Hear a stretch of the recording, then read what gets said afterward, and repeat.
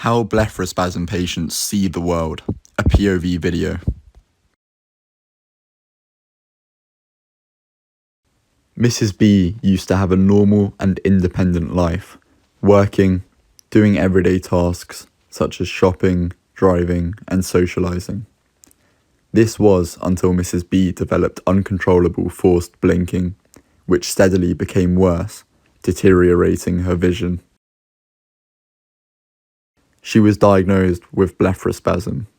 This completely changed her life.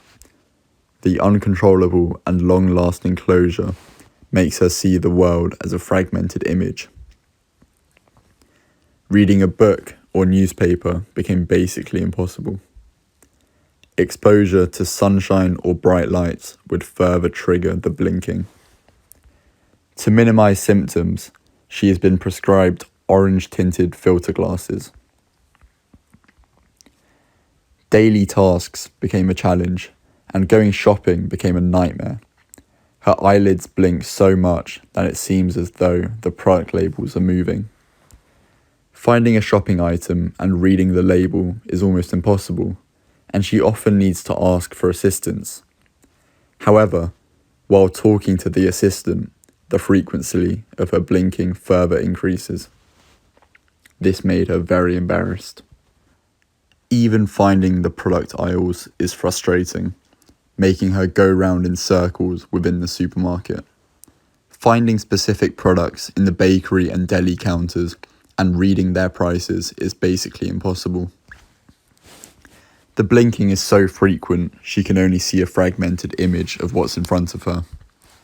She struggles even when paying at the till. This is like a form of torture, and she often returns home without completing her shopping list in a state of depression, high anxiety, and a feeling of exhaustion. In the end, she lost confidence and independence to go shopping alone, which makes her feel like a liability to others.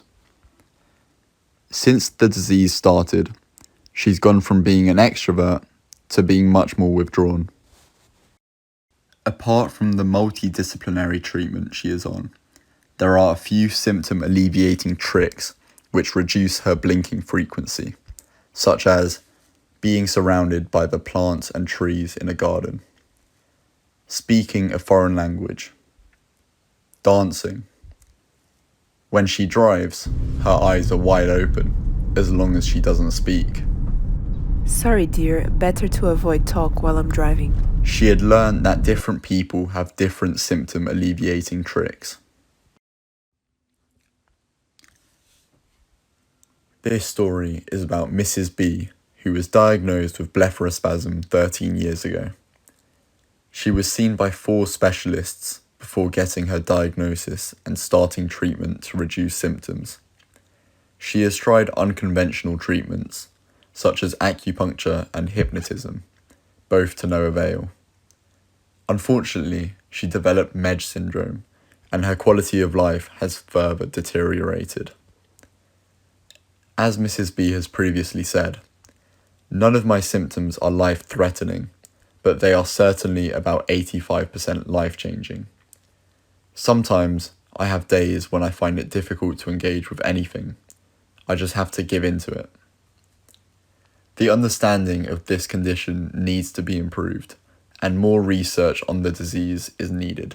A normal blinking duration is about 530 milliseconds, with an average of 17 blinks per minute. Blepharospasm is a focal dystonia leading to spasmic abnormal blinking. Dry eyes also seem to play a role in triggering symptoms. The blinking pattern in blepharospasm has a huge variation. It is a fairly rare disease. Its incidence varies from 2,000 new cases per year in the United States to 100 in Taiwan. This variable incidence is linked to the population studied and the delays in diagnosis due to its insidious presentation. Most patients are first diagnosed by an ophthalmologist. The available treatments aim to alleviate the symptoms with ophthalmic and neurologic approach. The impact on patients' quality of life is devastating, causing visual debilitation, depriving patients' independence, affecting their mental health, bringing frustration, anxiety, depression, and isolation. Unfortunately, there are only a few studies regarding its physiology, causes, and treatment.